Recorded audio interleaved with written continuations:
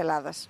Για όλα αυτά συζητούμε με τον Αμερικανό Υπουργό Ενέργειας, Chris Wright. Since Russia's invasion of Ukraine, energy security has become a pillar of transatlantic strategy. How sustainable is U.S. support if geopolitical tensions continue? Oh, I think the support's quite sustainable. You know, we've been allies with the European nations for the whole history of the United States. Our resources are immense. Our desire to grow the partnership, both economic and national security, is strong. Yeah, the United States will be here for the long run. With Europe reducing its dependency on Russian energy, how does the U.S. see its own role?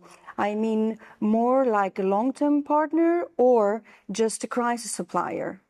Oh, no, we view it very much as a long-term supplier, very much as a long-term supplier. United States natural gas production is more than twice Russian natural gas production, and ours is growing rapidly. And our export capacity is expanding even more rapidly than our gas production is expanding.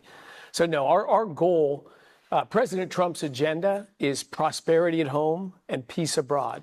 We think nations that are well supplied with energy have greater economic opportunities, greater prosperity, and having these cross-border, cross-ocean energy cooperations leads to long-term sticky relationships and drives peace in the world. Projects like Alexandroupolis LNG terminal and interconnectors to the Balkans have shown again the strategic importance of Greece. How does Washington see Greece's growing role in Europe's energy security architecture?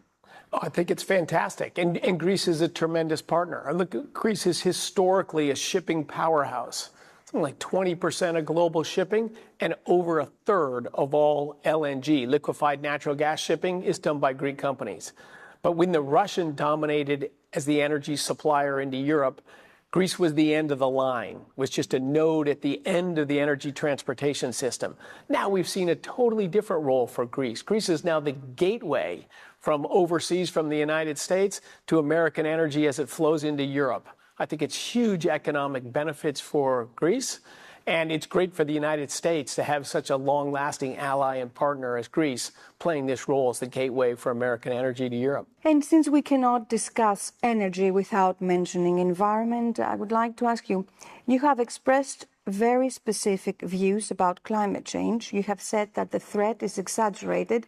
Please explain these views to us. And I would also like to ask you if you're going to attend UN's climate talks in Brazil this November. I won't make the climate talks this year. I think there's a very good chance I will go next year. Look, I've been working, studying, writing, reading about climate change for over 20 years, very involved in that discussion and debate. So I follow very closely the science of climate change and the economic efforts and the studies on climate change. It is a real, slow-moving, global physical phenomenon. The world has been decarbonizing for 200 years, from wood to coal to oil to gas, ultimately to nuclear. So I think you will see continued reduction in greenhouse gas intensity per unit of energy produced. I don't even know when global greenhouse gas emissions will peak.